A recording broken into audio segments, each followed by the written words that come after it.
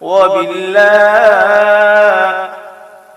ومن الله. Bismillahirrahmanirrahim. Assalamu alaikum wa rahmatullahi wa barakatuh. May the peace and blessings of Allah be on the noblest of the prophets Muhammad sallallahu alaihi wasallam, his household, his companions, and all those who follow in righteousness to the day of reckoning. I take this opportunity to welcome you to another edition of Ramadan in 10 minutes on RAANOD TV. Ramadan in 10 minutes is supported by Fadi's Beauty Shop. Fadi's Beauty Shop deals in cosmetics and provides skincare service, beauty and personal care. They are located at Okanshi and they could be reached on 0242 919443. Indeed, Rasulullah sallallahu alaihi wasallam said, "Man sama Ramadana imanan wa iktisaban ghufira lahu ma taqaddama min zambi." That whoever fasts the month of Ramadan with faith and expecting nothing except reward from Allah, Allah will forgive him all his previous sins. We pray that Allah will include us amongst those you forgive their sins, and let us have a good end. Today, we want to talk about another companion by name Simāk Ibn Kharasha, but he was popularly known as Abu Dujana, but his actual name was Simāk Ibn Kharasha, and he belongs to the Banu Saida tribe from the Ansar, that is those who lived in Medina. Indeed, he had participated in most of the wars of Islam and even died in one of those wars under the rulership of Abu Bakr radiallahu anhu. We'll soon get to that. But during the Battle of Uhud, an interesting thing happened. The Prophet sallallahu alaihi wasallam held up a sword in his hand and said, "I shall give this sword to the one who will do justice to it." So a lot of people stood up wanting the Prophet sallallahu alaihi wasallam to hand over the sword to them, but the Prophet did not do so. He handed over the sword to Abu Dujana radiallahu anhu, or Simāk Ibn Kharasha radiallahu anhu. That should tell you something about him. When Utbah ibn Ghazwan migrated to Medina, the Prophet established a bond of brotherhood between him and Abu Dujana. He took part in all the battles alongside Rasulullah sallallahu alaihi wasallam, as I have indicated earlier.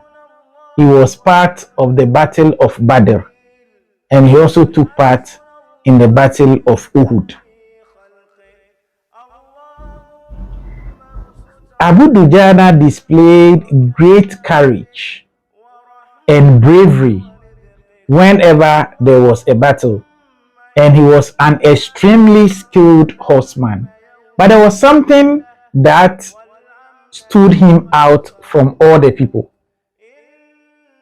Whenever he had a red color kerchief around his head, then everybody knew that he was ready for the battle, because that was what they identified him. You see the red color kerchief around his head, which is an indication that he was prepared for the war. In fact, during the Battle of Uhud, it was Abu Dujana radiallahu anhu, or Simāk Ibn Kharasha radiallahu anhu, who took an oath, pledged to sacrifice his life to protect Rasulullah sallallahu alaihi wasallam, even if it came to that.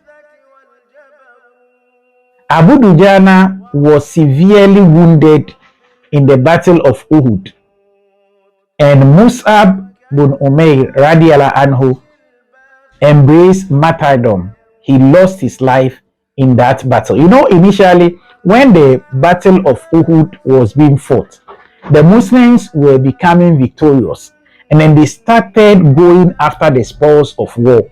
They disobeyed a simple instruction of Rasulullah sallallahu alaihi wasallam, and that was what caused the defeat of the Muslims. That was what led to some people losing their lives and some people getting injured by way of that battle.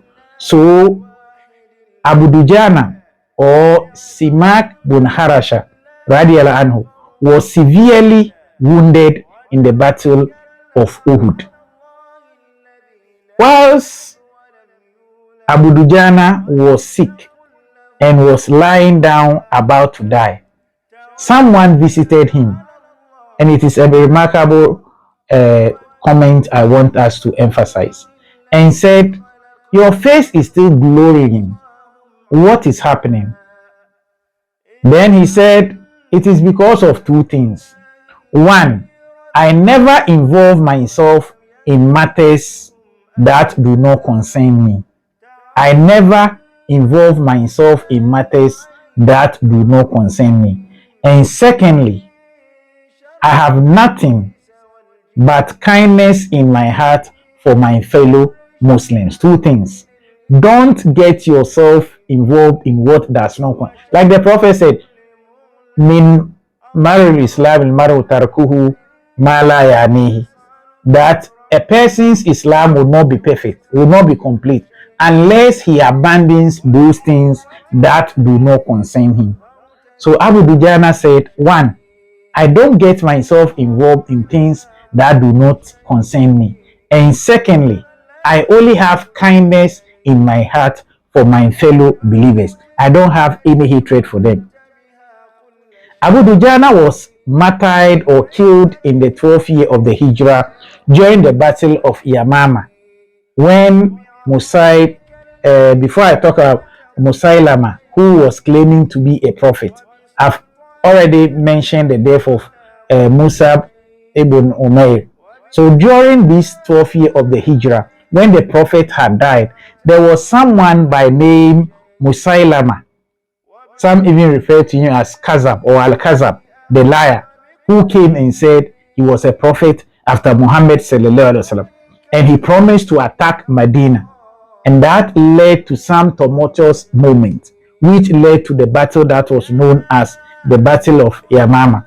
So what Musaylama did was that there was an orchard where they have kept themselves, and it was difficult for the Muslims to penetrate and go in.